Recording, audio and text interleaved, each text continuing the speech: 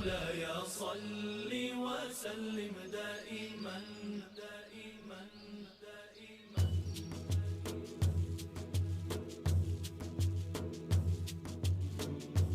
دائما دائما دائما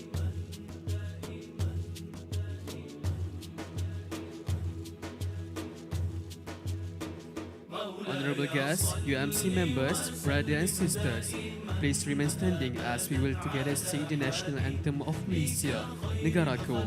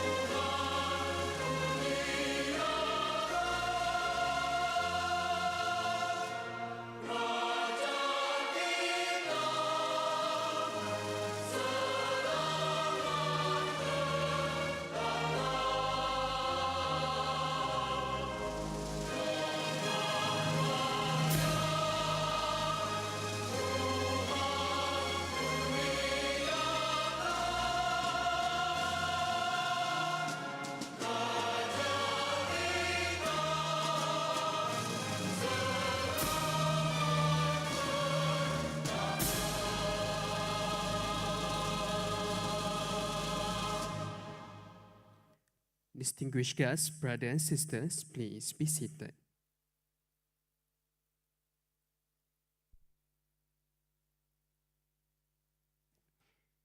Melayang serindih di atas permatang, merbah berkicau di hujung muara. Pemanis kata selamat datang, awal bismillah pembuka bicara. Bismillahirrahmanirrahim. The Honourable Professor Emeritus Dato Dr. Osman Bakar, Director of International Islamic University of Malaysia and the Al-Ghazali Chair of Epistemology and Civilizational Studies at Renewal at ISTAC. Distinguished guests, respected members of the University Management Committee, esteemed academicians, lecturers, staff and students of IIUM, Assalamualaikum warahmatullahi wabarakatuh and welcome to the Rectorial lecture, The Tawhidic And Ummatic Mind, Islam's Universal Education Mission by the Honourable Professor Emeritus Dato Dr. Osman Bakar, Rector of IIUM. I would also like to extend my gratitude to all of you for taking the time to join us today.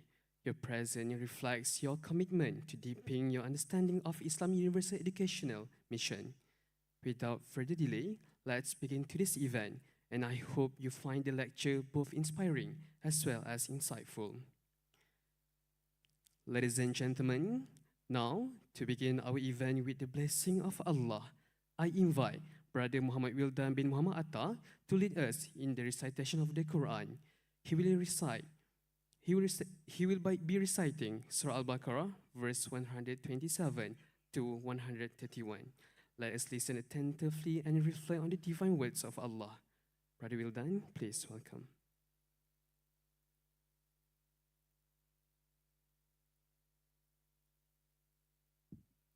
Assalamualaikum warahmatullahi wabarakatuh. أعوذ بالله من الشيطان الرجيم. بسم الله الرحمن الرحيم.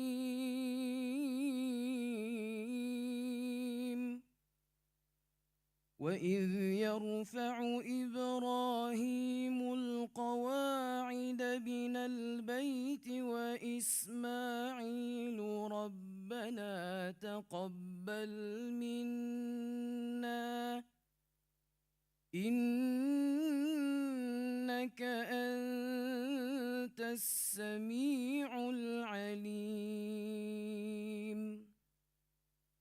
ربنا واجعلنا مسلمين لك ومن ذريتنا أمة مسلمة لك وأرنا مناسكنا وتب علينا إنك أنت التواب الرحيم.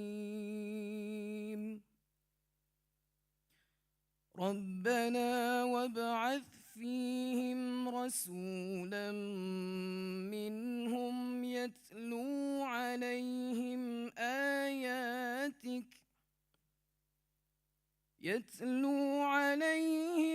آياتك ويعلمهم الكتاب والحكمة ويزكيهم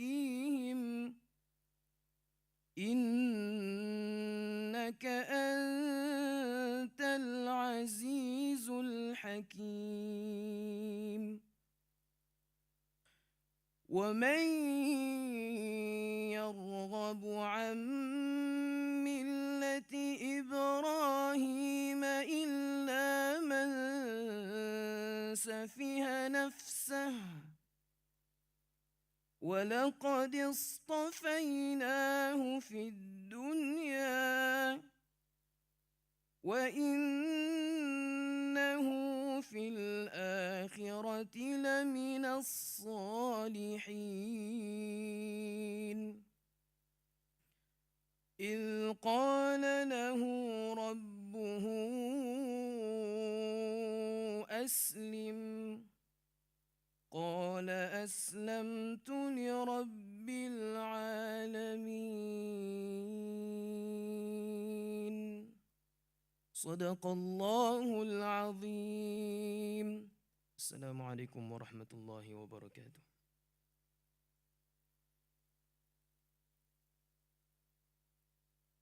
Thank you, Brother Muhammad Wildan bin Muhammad Atta, for the beautiful recitation. May Allah bless you and grant us all wisdom through His words. Ladies and gentlemen, now, without further delay, I would like to pass the floor to Brother Ali Karimi, the President of IIUM Student Union, who will take over as the moderator for today's session. He will deliver the welcoming speech and invite Professor Emeritus Dato Dr. Osman Bakar, Director of IIUM, to deliver today's lecture titled The Tawhidic and Ummatic Mind, Islam Universal Education Mission. Ladies and gentlemen, please join me in welcoming Professor Emeritus Dato Dr. Osman Bakar and Brother Ali Karimi to the stage. Brother Ali, the stage is yours.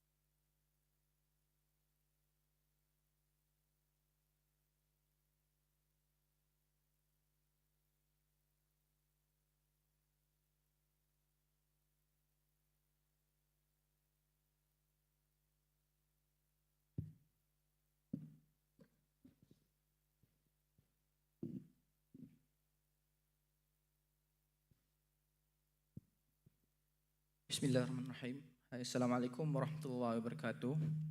Good morning, everyone. How are you doing today? Good. Alhamdulillah. Thank you, Brother Haikal Hairi, Master of the ceremony of the event today. Our distinguished guests, respected members of university management committees, our esteemed speakers for today, Honorable Rector of IIUM, Professor Emeritus Dato Dr. Osman Bakar. Ladies and gentlemen, it gives me great pleasure to to welcome all of you to this special rectorial lecture for the second time, titled The Tawhidic and Ummatic Mind, Islam's Universal Educational Mission. Today we gather to explore profound ideas at the heart of Islamic education and its universal mission, which continues to inspire individuals and communities globally.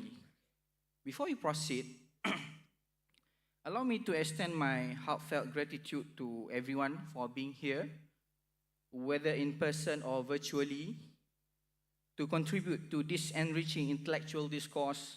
I would also like to acknowledge the tremendous effort of the organizer, the working committees, in bringing this event to fruition. Today's session promises to be insightful and also inspiring, as well as we delve into the essence of the Tawhidic worldview and its role in shaping, ummatic consequentness. The interplay of these concepts serve as the foundation for a holistic approach of education, one that aspires to elevate humanity and align with the divine purpose. Ladies and gentlemen, allow me to introduce our speaker for today, Professor Emeritus Dr. Osman Bakar. Is a distinguished Malaysian scholar in Islamic philosophy and thought. Born on December 18, 1946, in Temerloh Pahang, with a remarkable academic journey, he has authored over 40 books and also more than 300 articles, including notable works such as Classification of Knowledge in Islam and Tawhid and Science. Throughout his career, he has held prominent academic positions, including serving as the Deputy Vice Chancellor, Academic and Research at the University of Malaya and Al-Ghazali Chair of Epistemology and Civilizational Study at IIUM. All right, without further ado, I would like to invite our Professor Emeritus Dr. Osman Bakar to deliver his speech and lecture on the Tawhidic and Ummatic Mind, Islam's Universal Educational Mission. So let us give him our full attention and reflect deeply on the insights he is about to share. Professor Dato, the floor is yours, inshallah.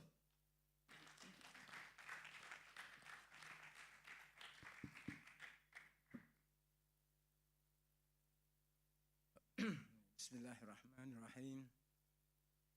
Alhamdulillah Rabbil Alamin. Wassalamu ala mursalin wa ala alihi wa barakatuh.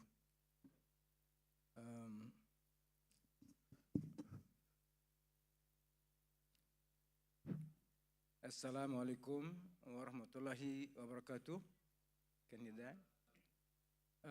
I'm sorry, this last few days have a cold and little coughing, so I hope I'll be able to speak for the 1 hour today, including questions and answers. Thank you, Brother Ali, the moderator, who is the president of the IIUM Students Union. I appreciate very much the gesture of the Students Union, who welcome or who been quite eager to organize this talk. It is a good thing. It is a good thing for our students to be involved with academics in intellectual activities, because it is precisely this kind of activities outside the classes that somehow, we do not see much activism, and therefore I think this is important. Thank you. And the last one, the previous one was co-organized by the ASA, the Association of Academic Staff. So I think it's quite interesting that now the Students' Union is organizing it. Now, the purpose of this activities and why, despite my busy administrative schedule, I like to participate, to give lectures, public speeches, because I feel that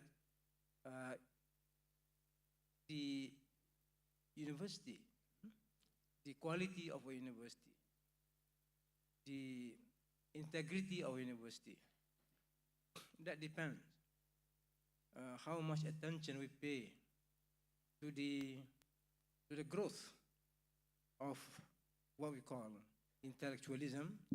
But this is not intellectualism that is separate, not separate from spirituality. Because in Islam, as I said previously, we will never separate intellectuality from spirituality. One enhances the other. Intellectuality enhances spirituality, and spirituality enhances intellectuality. In my previous lecture, in my inaugural lecture, I talked about Tawhidic epistemology, which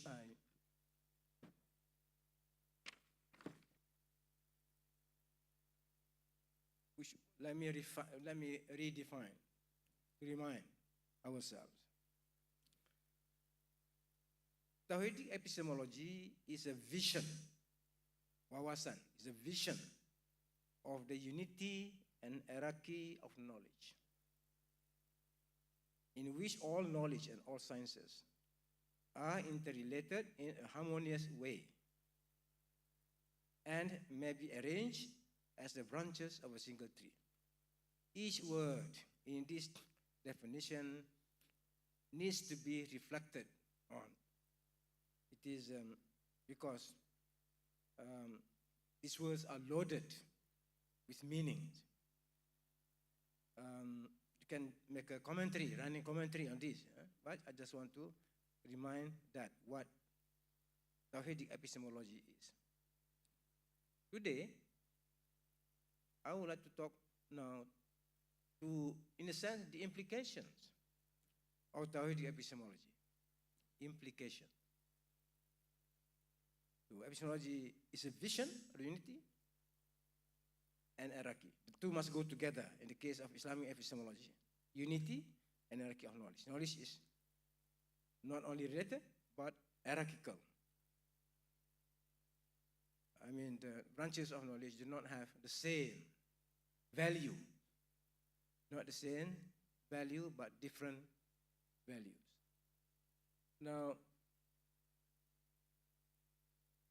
today is basically, if you want to ask, what kind of mind, what kind of the mind that is empowered, that is empowered to see the vision of Tawhidic epistemology? That's only logical. We already say Tawhidic epistemology is a vision, but then what is it inside us that empowers us to see that? It just cannot it is, there must be something that is part of the human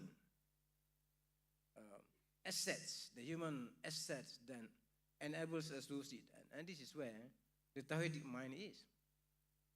There will be no Tawhidic epistemology without the Tawhidic mind. So we have to talk now about the Tawhidic mind. And along with the Tawhidic mind is the Ummatic mind. So I will try to talk about these two types of mind, which of course constitute unity. They are not opposed to each other. Tawhidic and Ummatic are not opposed to each other. On the contrary, they complement each other. They explain each other. One, Tawhidic more at the level of theory, while Ummatic more at the level of practical practice. Let's talk about the mind first now, before going into the Tawhidic mind, Ummatic mind.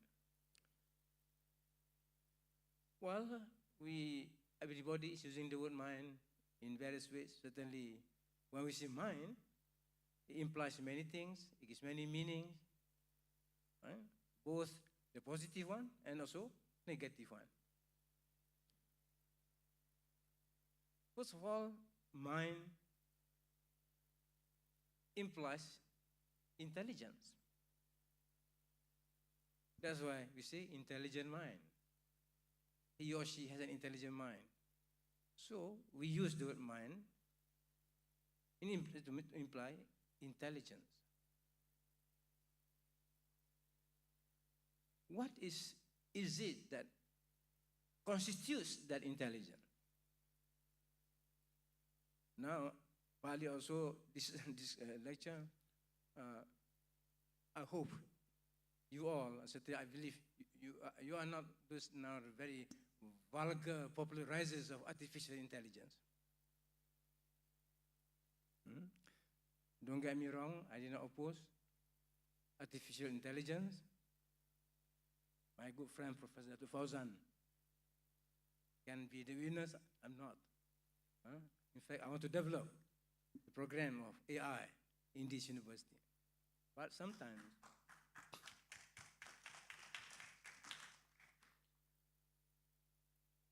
sometimes we get too excited about new things, especially when it comes to technological achievements. So we tend to lose balance in that sense. And even worse, sometimes people generalizes, make implications about intelligence to the point as if now the future is nothing but AI, and the world will be solved. Problems of the world will be solved if we all adopt, implement, do research, pour billions of dollars into this artificial intelligence. Man, human being, easily gets off balance. But Islam is the religion of balance and equilibrium. Islam is the religion of balance and equilibrium, as symbolized by the 5 daily prayer. The symbolism of the number 5. We have 5 fingers. These 5 symbolize balance and equilibrium. Now, so this, intelligence, it is true. The mind implies intelligence. We have intelligent mind. But mind also implies consciousness. Consciousness. For human beings is very, very unique being. Very unique creature. We are capable of having different consciousnesses. We are not a creature of just one consciousness. That's it. And therefore, we can be anything, precisely because we are a being of different consciousnesses. In a matter of split second, you can go from one consciousness to another. Look at some of the classes. In class, in 1 second, one consciousness, another second, another consciousness out of the class. That's it. That's the problem, human beings. But we have consciousness. And as I shall show, that of course, the best consciousness, the greatest consciousness, is the consciousness of God, the one God. We are conscious.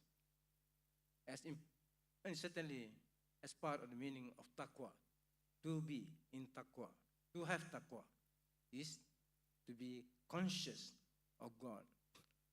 But consciousness can be consciousness in the form of fear of God. Consciousness can be in the form of love, the love of God.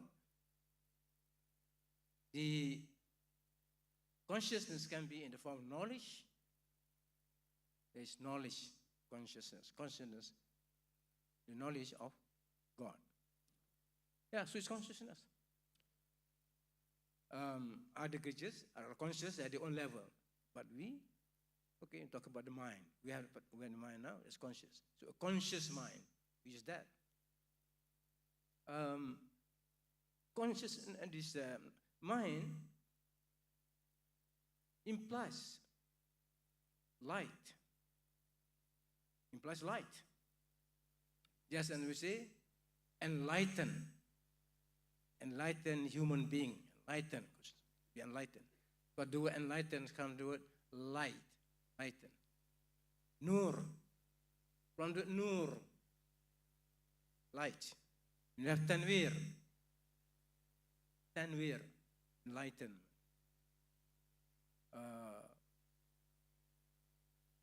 In fact, the word light is very, very fundamental, crucial to the study of the mind.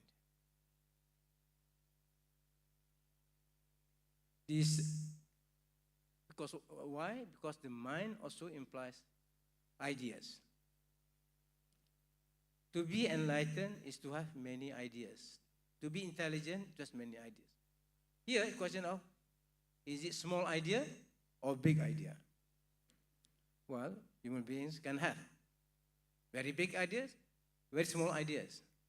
When we say the idea of God, that cannot be small idea. The idea of religion, that is not a small idea. So when you talk about wisdom, that is not a small idea. It is a big idea. And that's why I later on to talk about the Tawhidic mind, because the Tawhidic mind is not talking about a small idea, talking big ideas. All right. The other one is question of the word mind, right, implies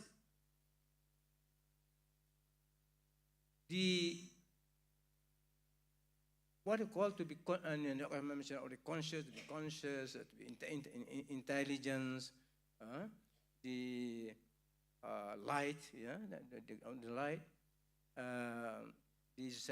Basically all this are very, very important. Yeah, very important. And but there are also words which we use in relation to mind, which is not positive but negative. When you say absent-mindedness, absent-minded, to be absent-minded, there's no positive, there's negative, okay? And what you call the well, I just mentioned some of this now.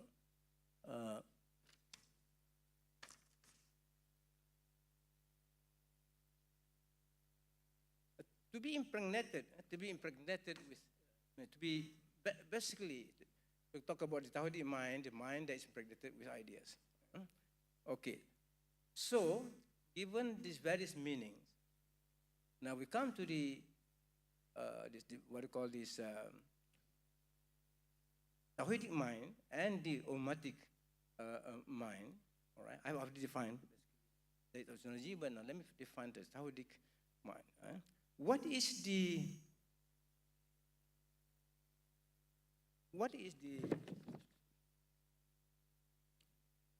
Tawhidic mind that I have here?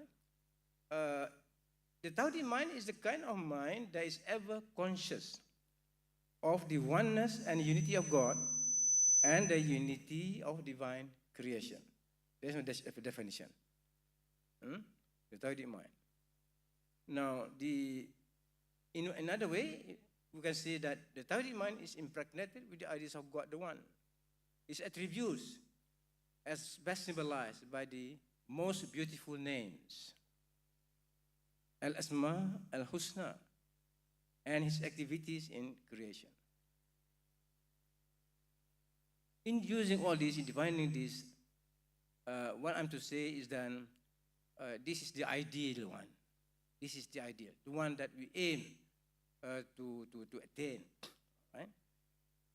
But of course, the question now is how to attain that kind of man, which I discuss later.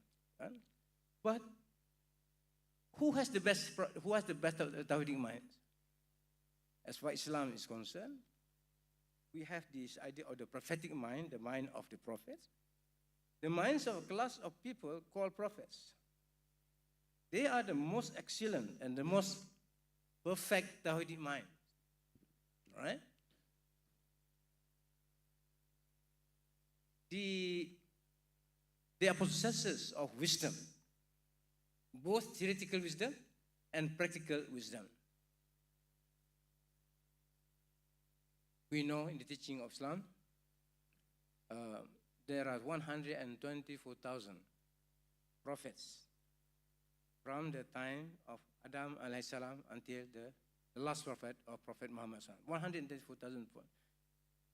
We all agree that they have prophetic minds which are unique because they received revelation. They have that specialty, that power, that intellectual power, which enables them, or rather, which qualifies them to receive these titles of prophet.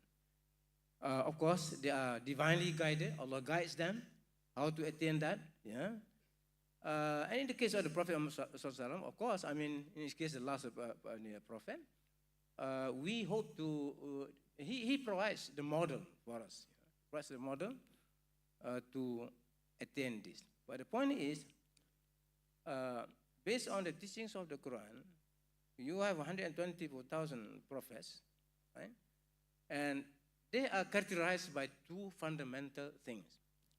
Number one, they are in possession of knowledge of Tawhid, the Tawhidic epistemology. Their mind is Tawhidic. And the other one is then because they are associated with a particular law, divine law, the Sharia. That is what the Quran said, informs us about each of the prophets. All right? First is about enlightenment of the mind. They are the most enlightened people. But when it comes to their daily life, their personal life, just in the case of the Prophet Muhammad, the Sunnah, the prophetic Sunnah, right? That is an embodiment of practical wisdom. According to the Muslim philosophers and scientists, theoretical wisdom is about knowledge that is appreciated, that is contemplated. The knowledge is for the purpose of contemplation. It is the truth. The knowledge is true. All right? You are not concerned with whether that knowledge has application or not. It is worth it. It is, in other words, it has value just simply because of the truth it contains. Whether that truth finds application immediately or later on, but not now. In other words, what is that? So that's why it's called theoretical wisdom, Nazari. Hikmah, Nazari. Nazariya. Hikmah, Nazariya. In other words, knowledge that is valuable, that is excellent in itself, regardless of whether it has application. That is basically Tawheed. Tawheed is good for the human being. It will raise the status of the human being. Yeah? So to have more and more knowledge about Tawheed is good. We don't care much now about whether it has practical application. I know this is an issue quite current, what I call the excessive pragmatism. Excessive pragmatism. In other words, only what is immediately visible as practical is appreciated. Otherwise, you don't. But I don't think that is what Islam is calling, is teaching about that. Yeah? We have Iman and Amal. Yeah? They are two separate things, Iman and Amal. Right? What we just say, Muslims say, we are strong iman, deep iman. We don't add after that, all right? That iman must manifest itself immediately in the form of application. The amal in the form of the good amal, yeah, the good amal. The two together, two and separate, although they interact. They are interactive. Iman amal are interactive. The more amal soleh we do, the stronger our iman is.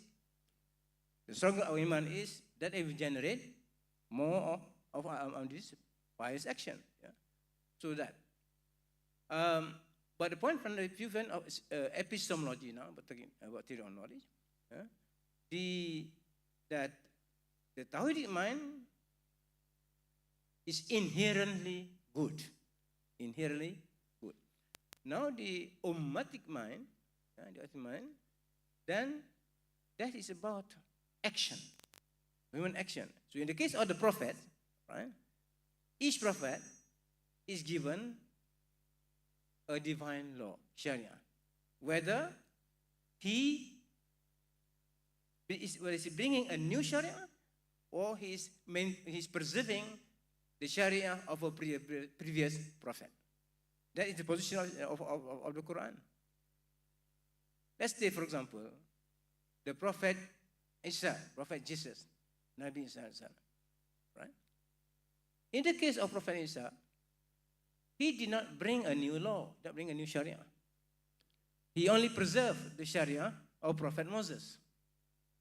Okay? But Nabi Isa's prophet, if I want to use this about Tawhidic mind, is more pertaining not to the Sharia, yeah, but the Tawhidic mind. It's about the spiritual vision, about this wisdom, especially wisdom pertaining to the transformation of the human being. How can we transform ourselves to become more enlightened? So that's important. Now, one case of the prophet, these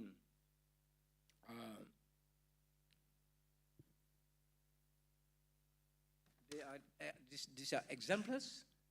They basically enable us to come up with the means of how we can attain this. The point is, Islam as a universal has a universal philosophy of education. We ask what is the essential mission of Islam's education, both formal and informal.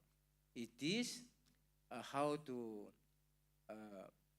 arrive at this what we call ummatic minds and the ummatic mind. So the accomplished modern mind, the accomplished Muslim mind is mind that is Tawhidic and ummatic, and but somehow now, of course, when we see that the problem is many of us are complaining so much on this, that somehow we have the truth there, we have the knowledge there, but our system of education does not deliver the desired products, the Tawhidic mind and ummatic mind. If you understand, say the Tawhidic mind, I mean, yes, now there's a big gap between theory and practice. So how can we, how can a university, for example, produce this Tawhidic mind? But to me, perhaps one of the reasons is because of a misunderstanding of this Tawhid as something very special kind of knowledge, which we call religious, very, very difficult to study. Only a few people can understand, can follow, and it has nothing relevance to the problems that we are having now. I think that's partly true. If you say that is the problem we have. So but if we go back to the Quran, and we look basically at all the attributes that are connected to the human beings, to talk in the basically the wisdom, the knowledge, right? The relevance of that knowledge to a practical life, then we may have certain difference. So I suppose in the context of the Islamic University, IIUM, is the idea of the Tawhidic mind here is to enable our academics, our students, appreciate that, in a sense, we cannot run away from facing Tawhidic knowledge. Yeah? Or, in the case of some people, they could see in their research and so on, they could see that unity of knowledge in their own discipline, right? But they did not somehow connect that to the larger perspective, the picture, to God. It is the business of Islamic intellectual culture that we want to relate all knowledge, no matter how little that knowledge is, how it appears to be little, yeah? How we can connect back that knowledge to God, to his one or more of his sifat, of his attributes, and his activities in the creation. That applies not only to the in the field of natural science. Of course, in natural science, in natural science, to have the Tawhidic mind it means that all the properties, qualities of the natural phenomena that we study, natural objects, both seen and unseen, all right?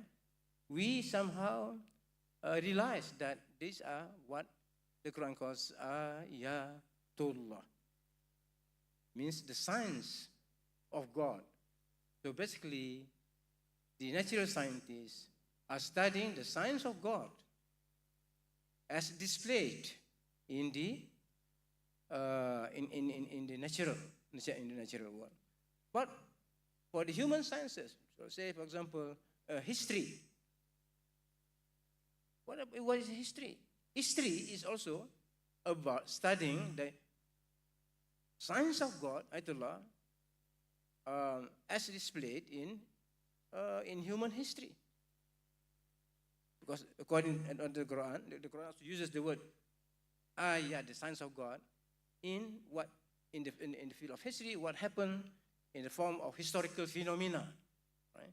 Because historical phenomena are not merely what is decided by human beings, but also what God decided. Anyway, what do you call this? The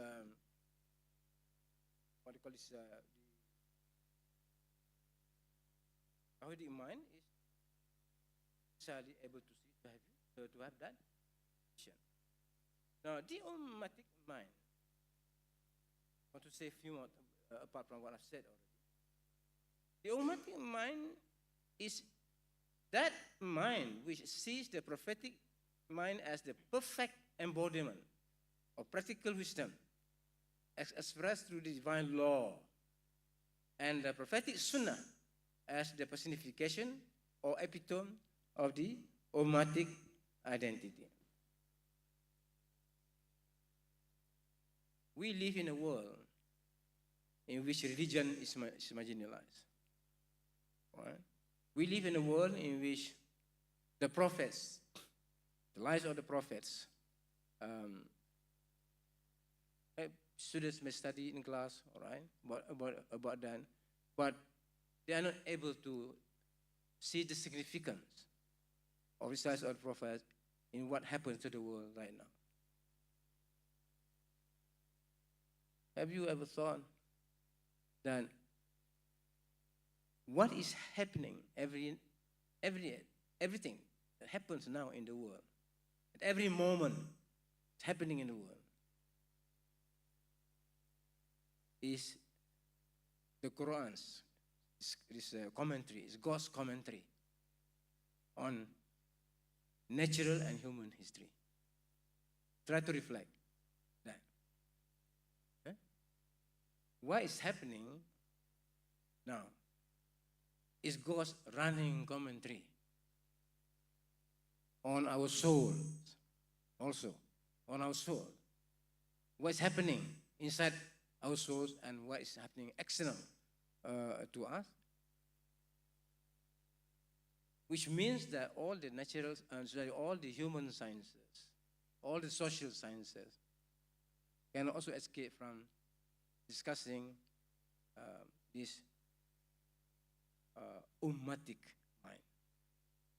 This ummatic mind. So the I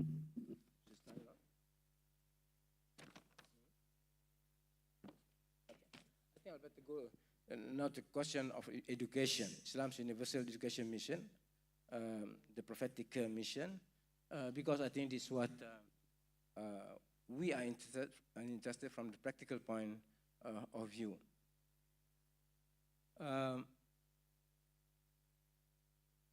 Many Muslim philosophers, scientists, theologians, right?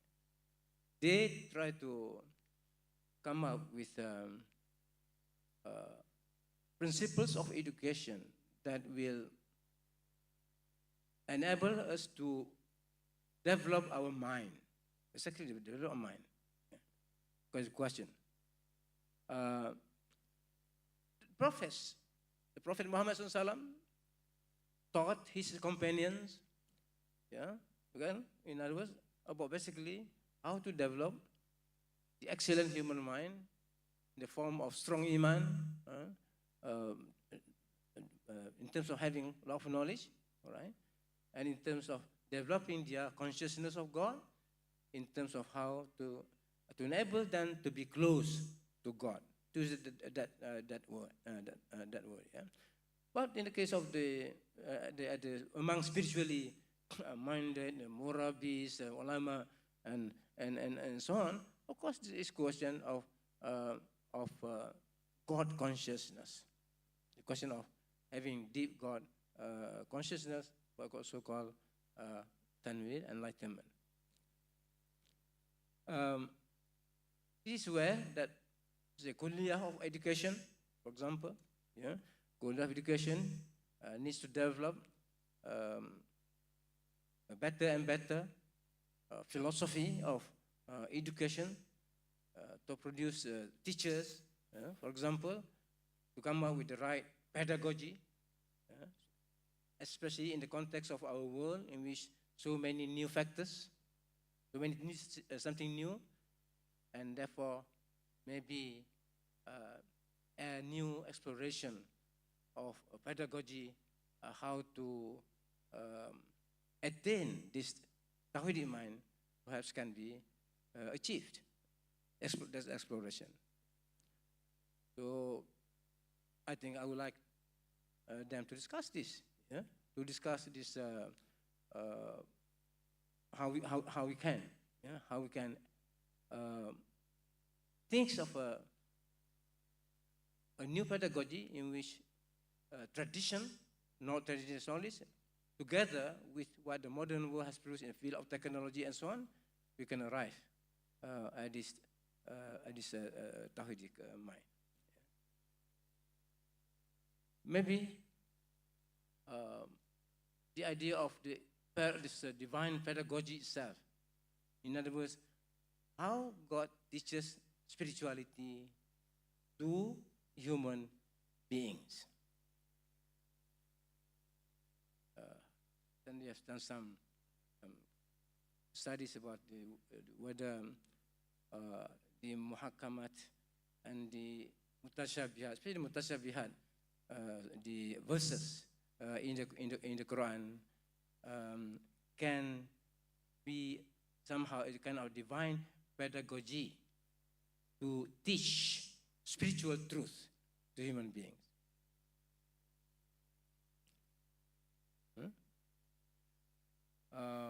I know what you got.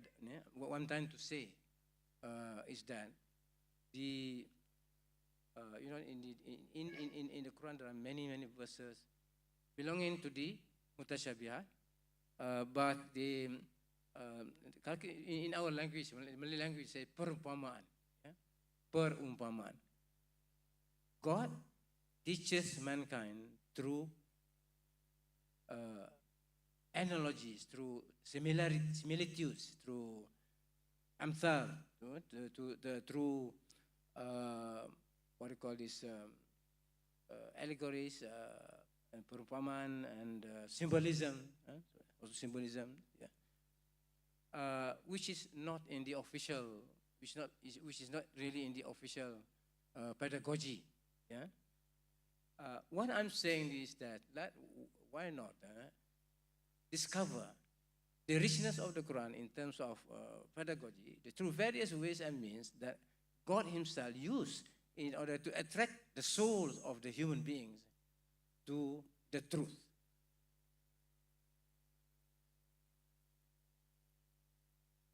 Okay, I would like to do some question answer. So maybe I stop there.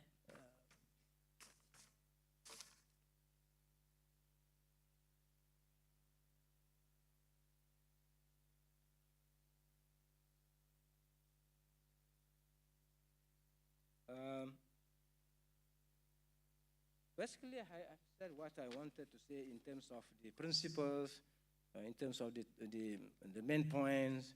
Yeah. Let me just conclude here with this statement.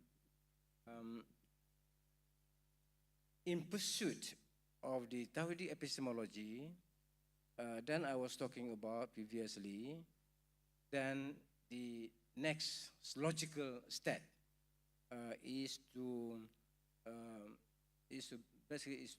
reflect on what you call the Tawhidic mind, the mind that is very much cherished by Islam, by the Quran, and it is this kind of mind that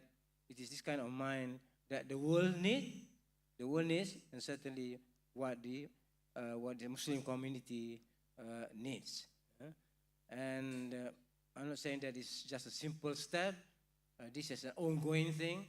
It's an ongoing thing, but we want to make sure that the idea of the Tawhidic mind is very much in our mind, and it is only through such kind of Tawhidic mind that we can attain progress, advancement in intellectual field, because what we call today scientific mind, creative mind, critical thinking are all different components of the Tawhidic mind. That's at the level of ideas. At the level of action, we need to remind ourselves of the role of the Prophet Muhammad.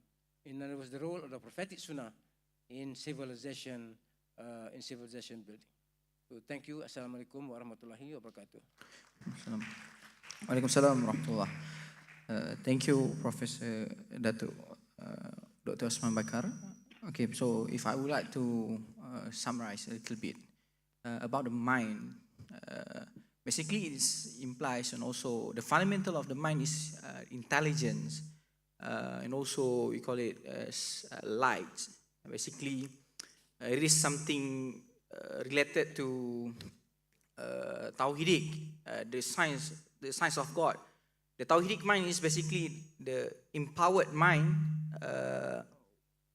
with the science of God, the Tawhid epistemology, and somewhat the best practice of the Tawhidic mind is we can see it aligns with the prophetic minds and so on.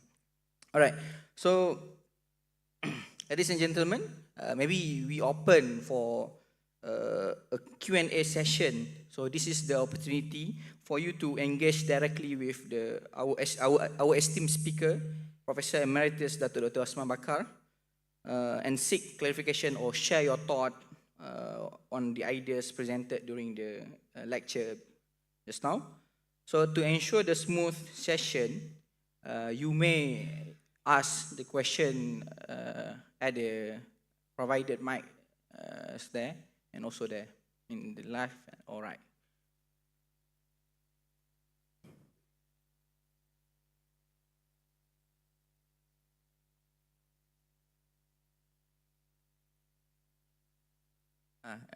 The mic is in left and also in the right one.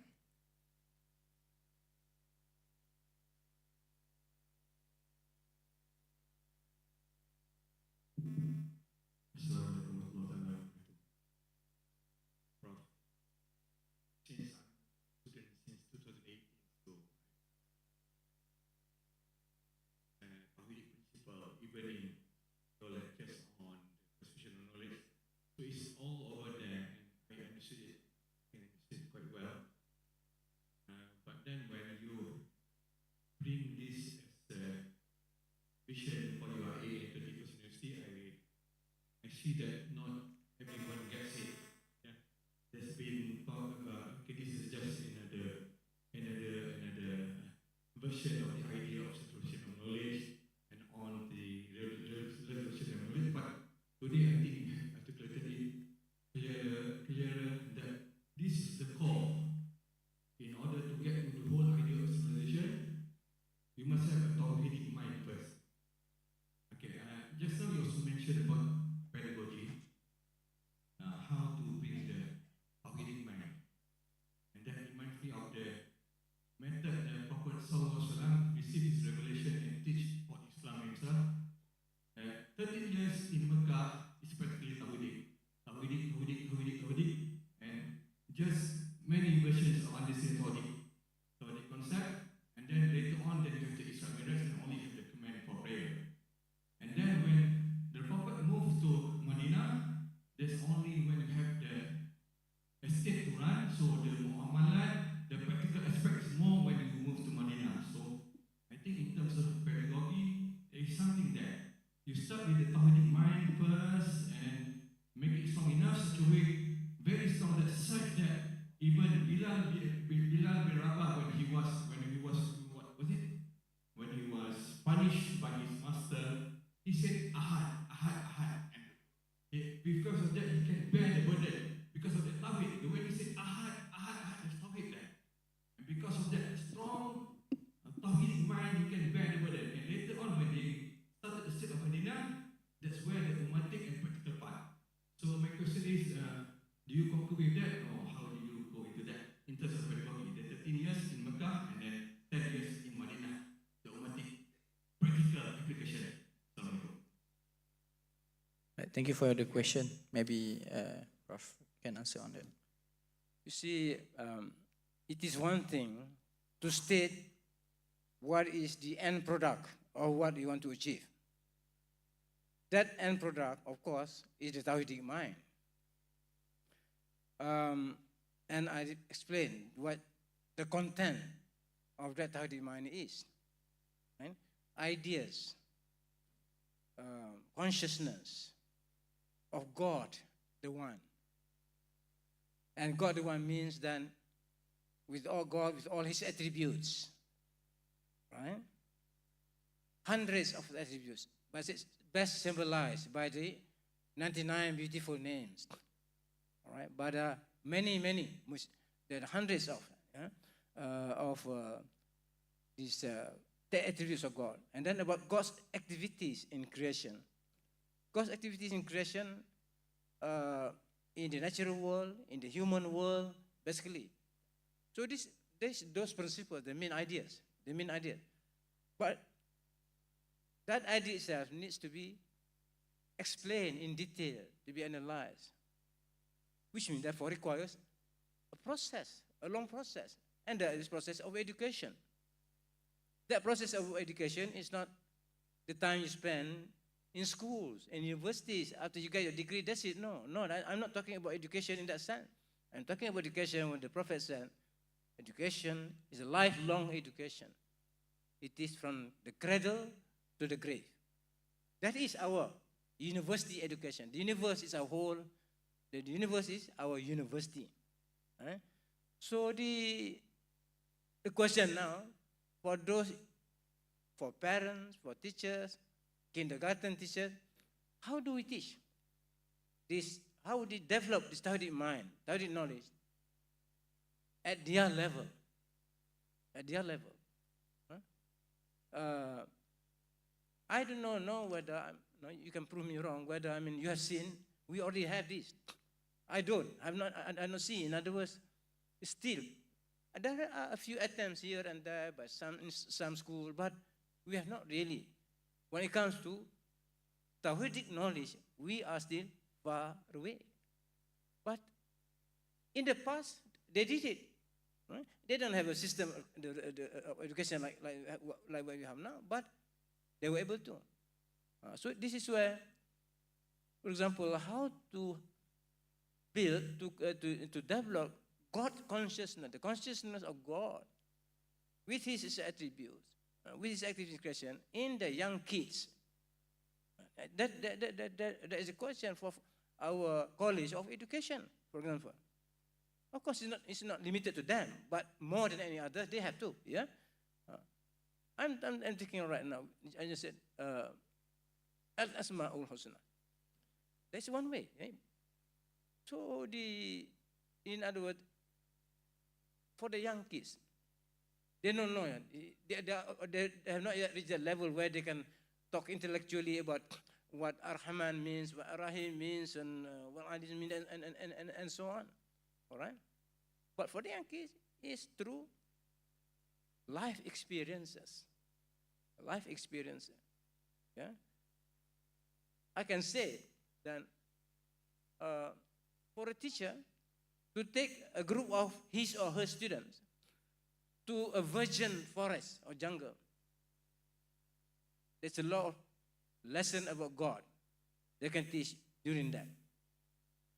Why are we aware of that? Yeah. Why do the Japanese call the Shintoism as the religion of the forest? Shintoism, the religion of the forest. Because by learning the forest, you are learning religion, learning spirituality. You see birds, how to relate those birds to Tawhid, the particular attribute of God associated with that particular behavior of the birds and so on. The beauty of them. Yeah?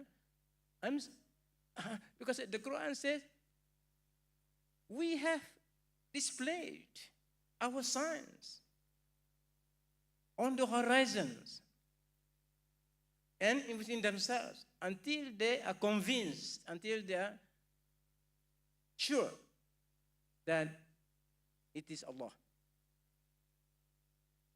So the kind of education I'm talking about, not just to go to class, it's a textbook.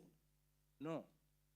Learning Tawhid through life experiences. This is what I would like now, this to be taken up in the context of our education, the official education. Okay, brother?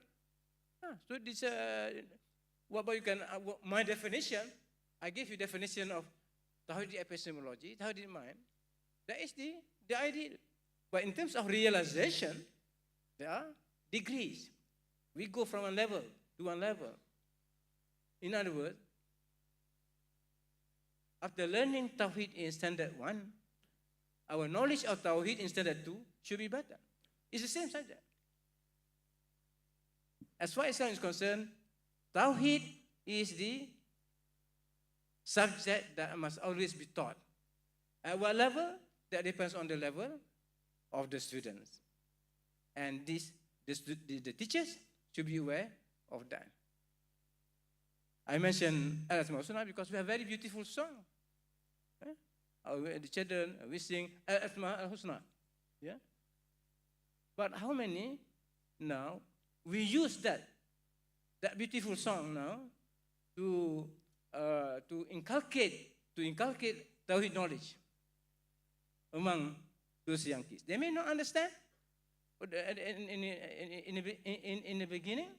They just remember, but we keep on providing new knowledge to them. Okay. Right. Thank you, Professor Dato Dr. Osman Bakar. So maybe we open for another question. You may go to the microphone. Maybe I open to 2 more questions, inshallah. Okay. Maybe we go by this first, and then to unmute it.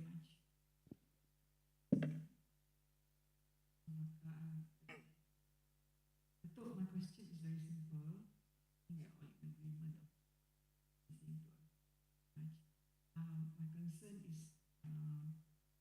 is about us engaging in a multicultural society like Malaysia.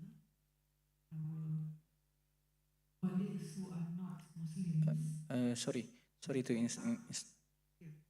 not clear. Maybe Now, yes. is it okay now? Yes. Yeah. Makasih, Datuk. I just want to ask you about how do we engage our non-Muslim friends in our country, for example, multicultural, multi-faith, vis-a-vis this knowledge, this Tawhid, knowledge of Tawhid. Because there are some Muslims themselves who are alien to dialogue. So kita perlu ada intercultural dialogue ni, tetapi kadang-kadang Muslims themselves are not in favor of dialogue. They have certain reservations. So we have this kind of divided feeling about engaging the others. Kan? And then on the other hand, our non-Muslim colleagues, they see sometimes some of them lah, they ingat we are trying to force this into their minds. Whereas if we engage in dialogue, then like when you said, in Japan, they have something similar. So perkataan similar tu macam susah sangat nak terima. We are not like converting people or allowing people to convert us. Tak, when we dialogue, but we need to talk. Because we have to come to a conclusion about this. Because when you say ummah, again another question is it just us Muslims, so-called, or is it the whole of humankind? I think it's the whole of humankind. We are witness onto the whole of humanity. And the Rasulullah is witness unto us. We are the best ummah tu kan? So macam tu lah lebih kurang. Thank you so much. Thank you, Professor Emeritus Dr. Azizan. Well, most of what I said just now is based on the assumption that I'm speaking to Muslims. Yeah. But if I were to speak to an audience of many regions, then my approach would be different. Although Mr. Peck is here now, but I know he knows very well about this.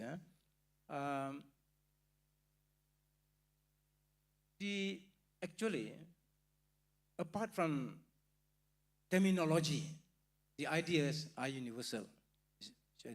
Islam is universal.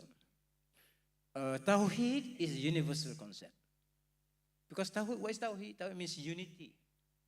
So the idea of unity is to be found in all religions, in all cultures.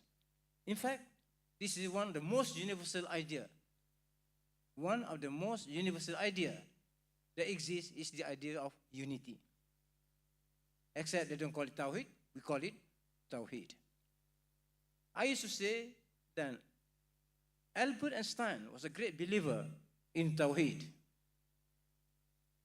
Not, of course, in the details in terms of example, he believes in all the divine attributes because he doesn't know. Yeah? But he accepts the idea of one God and one universe, one cosmos. Right? He believes in cosmic Tawheed, Tawhidic cosmology. All things in the universe are connected to each other. What enabled him to discover important theories in physics is the idea of unity. Now that is the practical unity of that idea. Einstein was inspired by the idea of unity. All the forces, all the physical forces that exist, right? They must be connected to one another. That's why our definition. Interrelated in a harmonious way. That's what nature is. So the physicists with the Tawhidic mind have been able to come up with great discoveries. That was precisely the same things that inspired Ibn Sina, yeah, to discover many things. The principle of Tawhid, the interpretation. Because there is the nature of things. Unity is in the nature of things. It's something that is inherent in God's creation. And therefore, it is everything strives towards unity. It is we human beings are trying to prevent that thing because we like disunity. Human beings like disunity, like to see confusion and so on, cause chaos, not cosmos. Yeah? Chaos is the opposite of cosmos. God likes cosmos, but Satan and his human followers like chaos. That is the problem we have. So, in those ideas, we can discuss. Because in each religion, there are thinkers in that. We talk about the unity of God. If they talk about God, they talk about the unity of the heavens and the earth. They talk about, anyway, unity. So this unity, I would like to advise, even, to impress upon my students, my younger academic, yeah. This idea of unity is a great idea to inspire us in our work. Yeah? In our okay? Yeah. All right. Assalamu alaikum, sir. My name is Iram, and today I just wanna ask a question which is maybe only related to me. As the Malaysia is seen the one of the most developed Muslim countries in the world, right? Alhamdulillah, and IIUM is spread. Sorry to interrupt. Maybe you can a bit far from the mic. Now, okay? Yeah. Okay. As Malaysia is seen as one of the most developed countries, Muslim country in the world, right? And IIUM is spreading the knowledge about the Tawhidic mind. Wherever we go in any department, in education, in English department, we see that it's going towards one main aim, that to Islamize and to create the Tawhidic mind and all that. My question today is that, is there any plan to flourish this idea in other countries through this platform of Islamic International University by different fellowship programs or by any different international interfaith programs? So I want to know that how this idea will flourish in the world from this platform of Islamic International University. Thank you.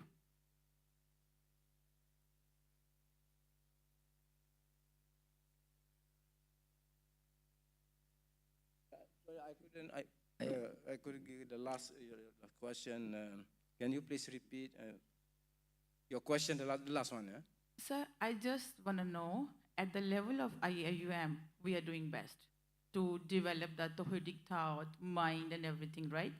But what are the plans, or do the IIUM have any plans to flourish this idea among the other countries, to just share this idea of Tawhidic mind at an international level? Because, I really feel the need of this, because as a student of English literature, 99% of the universities in the world, they just look to the English literature. In the English departments, they look at the subjects through the Western theories, right? And Alhamdulillah, when I came here, it totally transformed my mind. Like, okay, we can see Yeah, thank you. Thank you.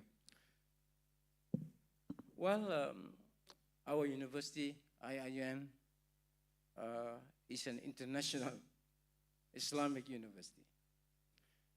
To be international means that our orientation, our mission, is global. It's global, and not only global, but also it's universal in the sense of the ideas that we develop, we teach, the ideas that, basically that. So, if we play our role as an academic, as a scholar, we really play that role, right? Which I hope that is what we are all playing, that role. So we write. Through this writing, we'll be explaining concepts, issues, ideas, and so on. That was what used to be in the past. Yeah? We debate it out. You publish, and then somebody has to read your work. They support or they don't they agree. But with the spirit of that, they want to make things improve. You know? In other words, to create more knowledge. Yeah. So with that spirit, I hope, inshallah, for example, the staff of IIUM, yeah, in all fields, both dealing with big ideas and small ideas, we will be able to create this called intellectual culture with that Tawhidic spirit. And I'm sure, and certainly I can say, when I published my book, Tawhid and Science, I used the word Tawhid, yeah, or Tawhid, but I know there are many Muslims who read my book, Tawhid and Science, yeah, because they like the concept of Tawhid. Yeah? They like the concept of Tawhid. Then they want to apply that to their own to culture. So that shows that Islamic idea, because it is universal, it appeals, yeah, to the wider audience beyond the Muslim, and it means also that we can do research together with Western scholars, non-Muslim, or now with China, yeah, with Japan, right? But we have to be in a sense now to find terms, because we have been using terminologies more based on Islam. But if you want to talk now about members of the academia, just not only among Muslims but others, we have to make the necessary adjustment, yeah, to adjustment. So we can play the role as Muslims, talking among Muslims, but now also the other role with non-Muslims. Okay. All right. Before we proceed with another question by our audience today, may I read the question first from the other audience who joined us virtually first, and then we go for Dato' Amido, inshallah. Sorry, may I, Dato' Professor? Basically, the question asked by the user named Ahmad, he asked, Assalamualaikum, Prof. What is the role of the Muslim science? What is the role of Muslim science student, especially in biology, in facing syllabus consisting of secularist and naturalistic views such as Darwinism? That's the question. I think the best strategy approach, is not to start with we representing Islam. Now the other side is secularism. We avoid the ideological thing, because if you start with that, making your ideological stand, then we are not going to make much progress. Then it's more on fighting the meaning of secularism, and I prefer let's go to the point. Let's go direct to the point. Why and how in the field of biology? In the field of biology, we can contribute at the level of thinking, thought. Yeah, there are many ideas, and of course, the most important idea is the idea of biological evolution.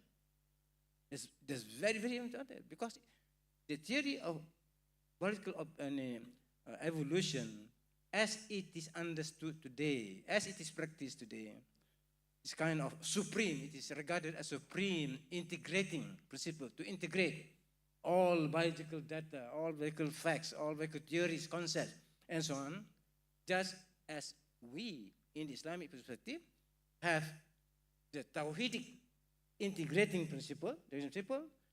For many modern people today, it is the doctrine of evolution. So we need to examine, we need to study carefully. Is this based on facts? Is this based on truth? Is this based on what? Or is this purely a kind of epistemological imposition, what some people call here epistemological colonialism? epistemological colonialism. In other words, you use a particular epistemological theory to colonize, to dominate the thinking of other people. This happens in natural science, in biological science. It's not just in human sciences. That's important for us to learn. So therefore, we must have that Tawhidic epistemology to enable us to respond to that. To respond to it. This is very important for us academics. There are theories in psychology, theories in biology, theories in anthropology. Many of these theories, based on the true epistemological criteria, they are not based on facts, not based on theory. The right way. Yeah? To me, there are so many ways Muslims can contribute. But what is important is try to avoid this ideological thing as possible, but go direct to the scientific one, the ideas. Go direct to the ideas, study those ideas, criticize those ideas, or develop those ideas. So that will be better. Otherwise, people will say, "Oh, this is all ideological."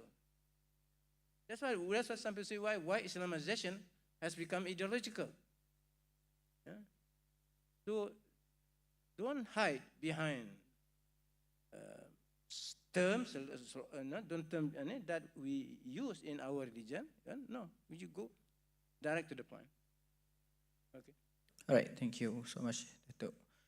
Maybe I will allow one more question by Dato' Hamidun, inshallah. Very much, brother. Thank you very much, Dato', for exposing, founding upon your technology. And thank you very much as well for bringing us all back to think back about where is Allah in all this.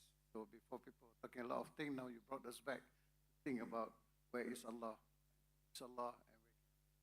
My question is that at IIUM, as you know, being an Islamic university, we have always tried, or we have already inputted in our programs and our syllabus what is so-called based on Islamic inputs into the syllabus.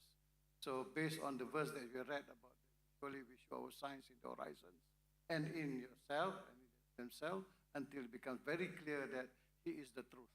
So my question is that, are you touching now on Tawhidic cosmology as an effort to, number one, correct what is already there, or is it bringing out a certain quality that you want to galvanize in the curriculum? Thank you. Thank you. If you go back to some what I said earlier, IIUM this morning, on other occasions, including my inaugural lecture. I'm not running away from what we have already established in this university, which is Islamization, integration, internationalization, and comprehensive excellence. These are principles, very, very good principles. But principles need to be articulated. As we move forward, we cannot be repeating the same thing. The framework, yes. The framework is there, right? The framework is there. That's why, for example, in my previous lecture, I talk about Tawhidization. Tawhidization. There's no contradiction between Tawhidization and Islamization. It's just Tawhidization is a deeper understanding of Islamization. If we keep on using the word Islam without analyzing the term Islam, which of course varies from context to context, all right, then we always be, we are just feeling a sense of happy. I mean, we have usual Islam. Huh? This is it. So in other words, Tawhid is the essence of Islam. So instead of just doing Islam, we want to go to the essence. When it comes to the ideas, the essence is Tawhid, which means now we must know ilmu Tawhid. There's no ilmu Tawhid. Science of Tawhid, we must know. Otherwise, we'll never progress. So Tawhid also, we don't want to use it as a slogan. Tawhid is just not a slogan. I mean, we must go. Yeah? So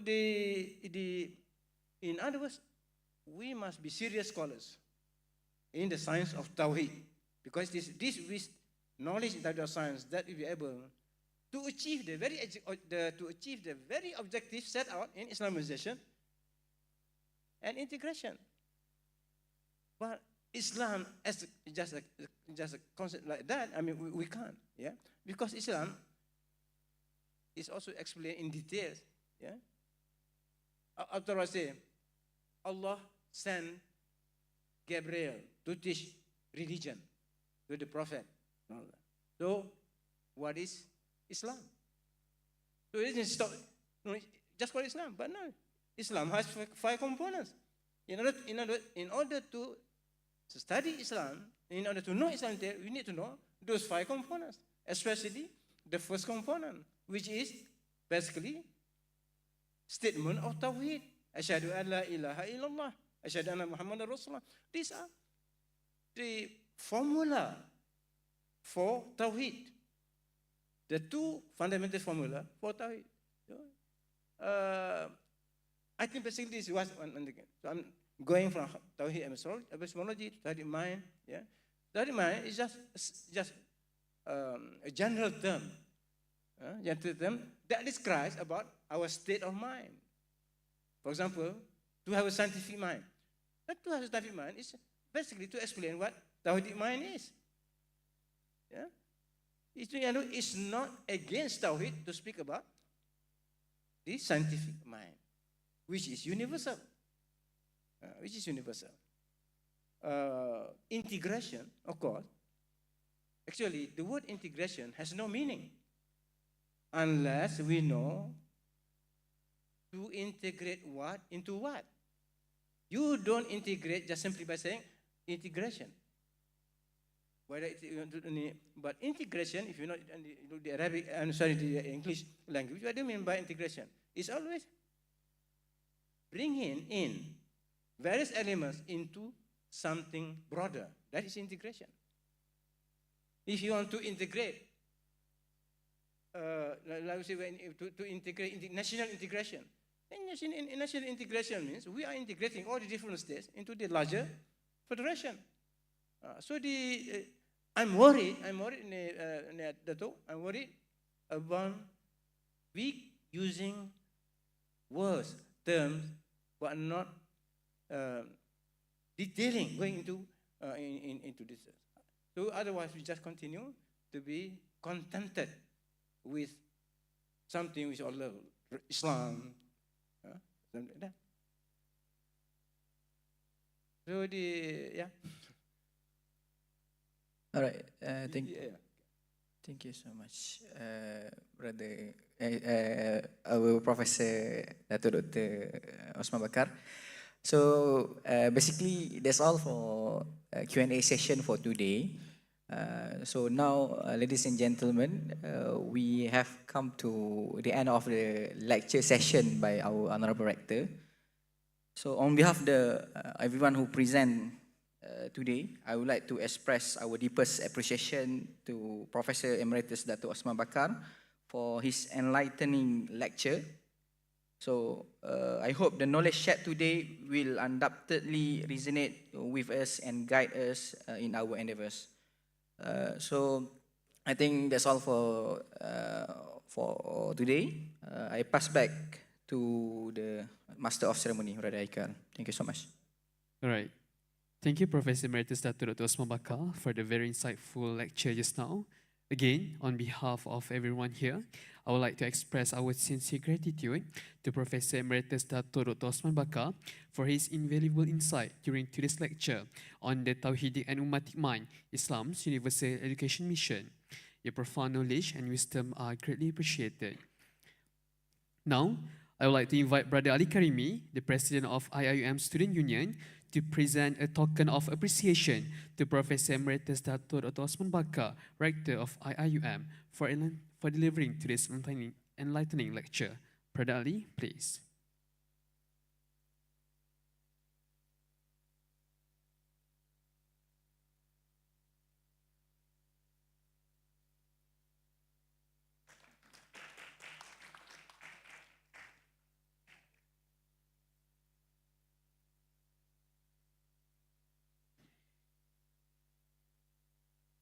Thank you, Brother Ali Karimi, for presenting the token of appreciation to Professor Emeritus Dato' Dr. Osman Bakar.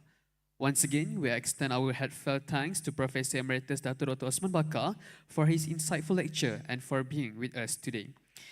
Before we conclude, I kindly ask everyone to remain standing as we sing the IIUM anthem, Leading the Way. Ladies and gentlemen, please rise.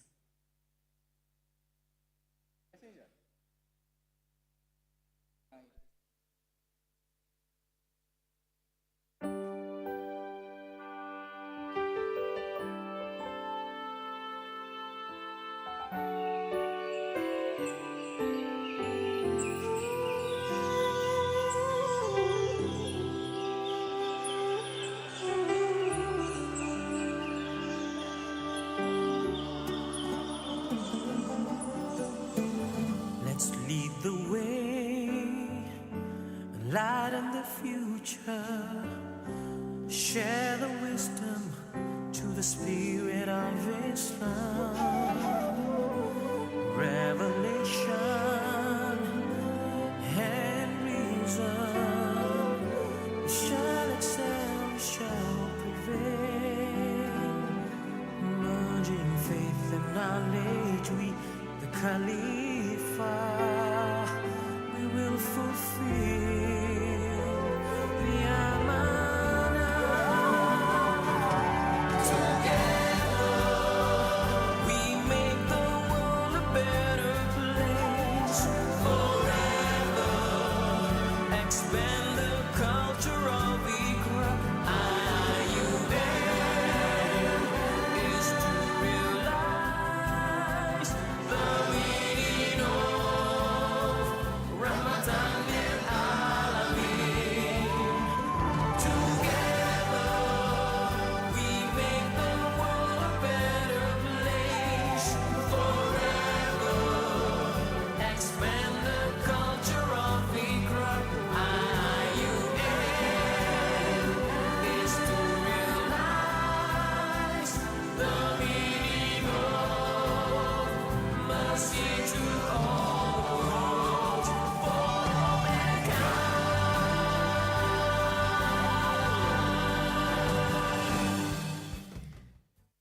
Distinguished guests, brother and sister, please be seated. Ladies and gentlemen, to close today's event with blessing, I would now like to invite Brother Arif Suhaimi to lead us in dua. Please welcome.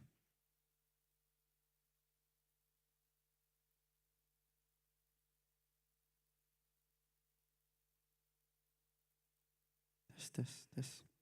Up. نبدأ دعاءنا بسيد الاستغفار. اللهم أنت ربنا لا إله إلا أنت خلقتنا ونحن عبادك ونحن على عهدك ووعدك ما استطعنا نعوذ بك من شر ما صنعنا نبوء لك بنعمتك علينا ونبوء بذنوبنا فاغفر لنا فإنه لا يغفر الذنوب إلا أنت. بسم الله الرحمن الرحيم. Praise be to God, the Lord of the worlds. Peace and blessings be upon our Prophet Muhammad sallallahu alaihi wasallam and his companions, and for those who followed his example till the judgment day.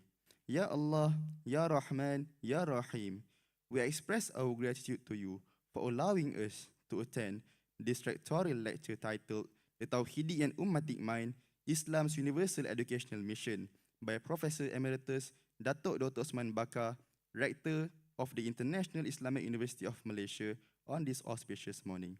Allahumma ya Allah, we thank you for granting us the opportunity to gather and seek knowledge wisdom, and understanding. We ask you to accept our efforts, forgive our shortcomings, and bless us with success in all our endeavors. O Allah, guide us, protect us, and shower your mercy upon us. Grant peace and blessings upon our Prophet Muhammad sallallahu alaihi wasallam, his family, and companions. O Allah, make the outcomes of this gathering beneficial and bless all those who participated. Grant us peace, unity, and prosperity in this life and the hereafter. Allahumma anfa'na bima 'allamtana wa 'allimna ma yanfa'una wa zidna 'ilma. Allahumma aftah 'alaina hikmatak وانشر علينا من خزائن رحمتك يا أرحم الراحمين. ربنا آتنا في الدنيا حسنة وفي الآخرة حسنة وقنا عذاب النار. وصلى الله على سيدنا محمد وعلى آله وصحبه وسلم والحمد لله رب العالمين.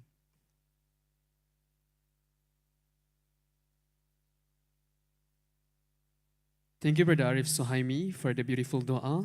May Allah accept our prayers and bless us all with success and guidance. Ladies and gentlemen, before we end our today's event, we would like to take a moment to wish a very special person, which Professor Emeritus Dato' Dr. Osman Bakar, a happy belated birthday. We hope we are not too late in sending our heartfelt wishes to you. May this new year bring your continued success, good health, as well as happiness. Happy belated birthday, Dato'. Allah selamatkan kamu. Allah selamatkan kamu. Allah selamatkan kamu.